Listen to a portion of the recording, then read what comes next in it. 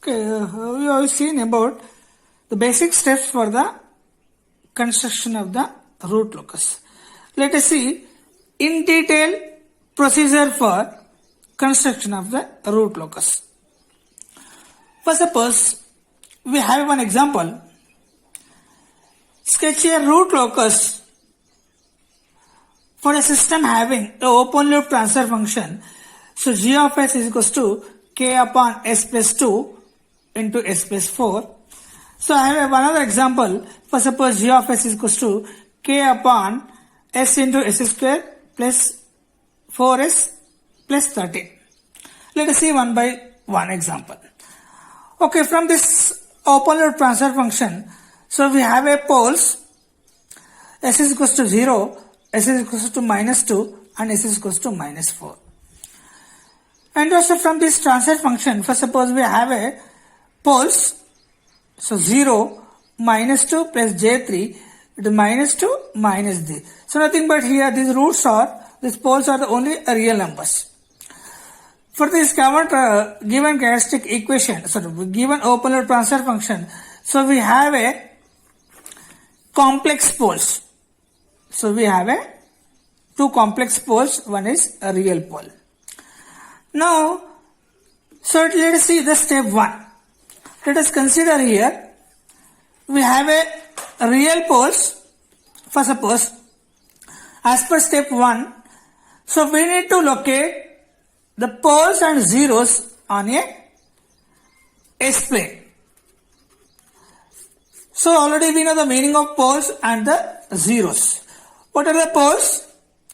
So here we have one open loop transfer function. So normally these are the numerator. So that is generally it is a constant or in terms of s. So this is d of s. That is the denominator in terms of s. Suppose it means that the roots from the denominator polynomial of transfer function normally called as a poles. The roots from the zeros in the sense nothing but here the roots from the numerator polynomial, but it is only here having constant.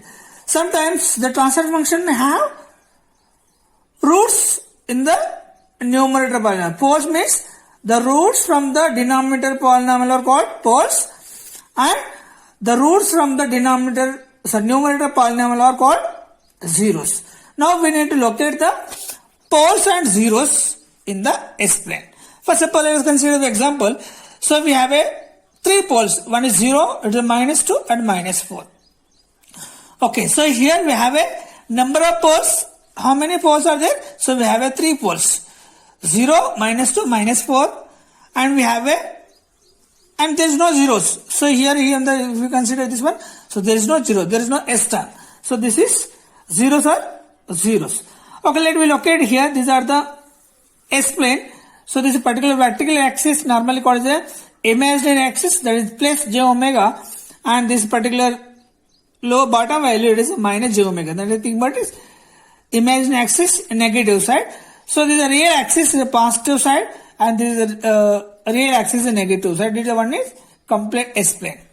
Now we need to locate the poles and zeros in the S-plane for the given transfer function. So we have a 3 poles, 0, minus 2, minus 4. Suppose here we have taken it is 0 here.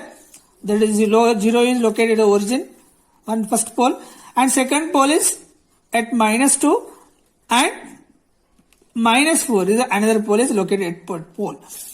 Okay, already we have said that is normally the poles are represented with the cross mark and zeros are represented with a small circle. Pole with a cross mark and zeros with a small circle or zero on the S-plane. Okay, so we need to locate. So as per the value, we need to locate the poles and zeros in the S-plane. And step 2, to find the root locus, or it also called the root locus. And this root locus always exists only on the real axis. So as per the step 1, we are located the poles on the S-plane, poles and zeros. So in the given Next step 3, to find out angle of asymptotes and centroid. So here from the given transfer function, first suppose the first number, so we have first suppose 3 poles, that is 0, -2, -4, and there is no any zeros. Again, number of root locus branches is equals to P minus Z. P is the number of poles, Z is the number of zeros. We have a 3 poles.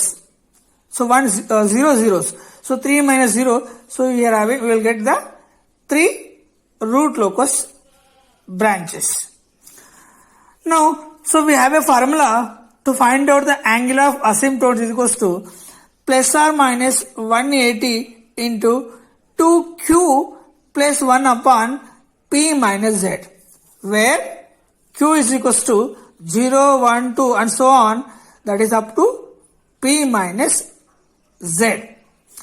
Now let us see how to find out so angle of asymptotes. Okay, p minus z. P minus z. So number of root locus branches is equals to 3.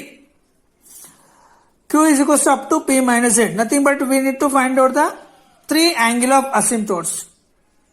Angle of asymptotes. So now here, so the Q should be is equals to P minus Z minus 1. So nothing but here P minus 3. 0 minus 1. 3 minus 1, it is 2. So here nothing but is Q is up to 0, 1, 2. Okay. Put it is 1 by 1, if you put it is Q is equals to 0, so we get the angle is 60 degree, that is 180 into, so this will be term will be 0, this is 1, so 180 into 1 upon P minus 3, 3 minus 0 it is 3, so we get the angle is 3. Okay, similar way for the Q is equals to 1, so Q is equals to 1, it's 2 into 1 plus 1, so it is 3 into 180 into 3 upon 3 gets cancelled. So we get the plus or minus 180 degree. This is second angle of asymptotes. Next is Q is equals to 2. Q is equals to 2 means again 180 into 2 to the 4 plus 1. It is a 5. So it we can say here, but after simplification we get the plus or minus 300. So Q is equals to 2. So angle of asymptote is 300, that is angle is 3 plus or minus 300 degree. नहीं तो अपन लिख सकते हैं that we can write here minus plus it is 60 degree. You can write past side है तो अपन we can write it is 300 degree. नहीं तो we can write it is right here in terms of negative side is 60 degree. And next point is centroid in the step 3. So one more point is about step 3. Not generally it is called the meeting point of angle of asymptotes. So we can write here, we have a general formula.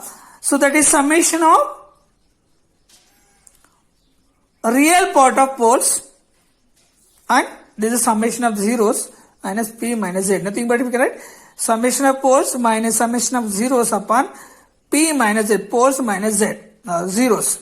Okay, this generally it is a summation of, if it is a real number we can simply write number of poles, that is addition of the poles minus addition of zeros, subtract this and divide with the poles minus zeros. So generally it is called, these are known sum of a real part of poles minus sum of a real part of zeros upon number of poles minus number of zeros. Let us consider for suppose in this case. So here we don't have a zeros here, but we have a 3 poles. We have a 3 poles. So right here now, so this again 3 poles, that is 0, -2, -4. We have a 3 poles. 0, -2, -4. But there is no zeros. We have taken as zeros. So number of poles is 3. Again zeros are zeros. It is -6 upon 3. So it is 2 is a centroid. So here we have a 3 angle of asymptotes from step 3, 60 degree, 180 degree and minus 60 degree. They are the angle of asymptotes. Okay, plus 60, plus 180 degree and minus 60. Plus 300. These are the angle of asymptotes. And we have Right, next about step 4. To find out breakaway or break-in points. So in this, for any problem, it may have only one point, that is breakaway nahi to break-in point. But how to find out whether it is a given transfer function having only breakaway point or a break-in point? So that is the breakaway point and break-in point we can define or we can find out based on the location of the root locus. So as per step 2, so already we drawn the root locus. If the root locus lies in between two poles, so in the given system we have 2 poles. So here for suppose, if the root locus lies between 2 poles, then there exists a breakaway point. If root locus lies between 2 zeros, there will be a break-in point. Okay, from the above example, so as per step 2, so we have drawn the root locus in between 0 to -2 or -4 above. Okay, generally, so breakaway point and break-in point, which is very close to origin. In this case, finally, directly we can define, so there will be a breakaway point because here the root locus lies in between the 2 poles. Sometimes, in the explain, as per above steps, therefore suppose the 0 is located here at -1 for suppose. And the 0 is located at this point. And suppose here we consider the one pole is at first suppose -5. Okay, this is as per step 1. Generally we need to locate the poles and zeros on the S-plane. Okay, we have a 2 zeros, 1 pole on the real axis. Okay, so as per the procedure for the root locus, so here we need to check the count. That should be odd number at the right side. So the root locus lies here in between -1 to -3 or like this. That is -5. This should be odd number. So that we need to check the count. Already we have seen earlier. And for suppose, so here in this case we have a root locus here. We need to find out the breakaway point, break-in point. So we have a 2 zeros. In this case we have a, as per the condition is, if the root locus lies between 2 zeros, it is a break-in point. That is it is incoming point that we showed the arrow toward the root locus. First of all, this is a root locus lies in between zeros. So here there will be a break-in point that is in between these 2 values. For suppose breakaway point means again it is root locus lies between the two poles. So there will be a point which is away from the root locus, that is breakaway point. The point which moves away from the root locus, that is a breakaway point. So that will be exist between the 2 poles. And break-in point means the point which is into the root locus, that is a break-in point. So that will be exist in between 2 zeros. Okay, this is. Again here root locus also be exist, but we don't know the value of this particular either 0 or pole at this side. But from this particular location of the zeros, we can say it is a break-in point if the particular root locus lies between 2 zeros and the breakaway point exists between 2 poles. Okay, finally we came to know, right, so there will be a breakaway point which is in between 0 to -2. Now, how to find out the breakaway point? Okay, so here, so he has given the open loop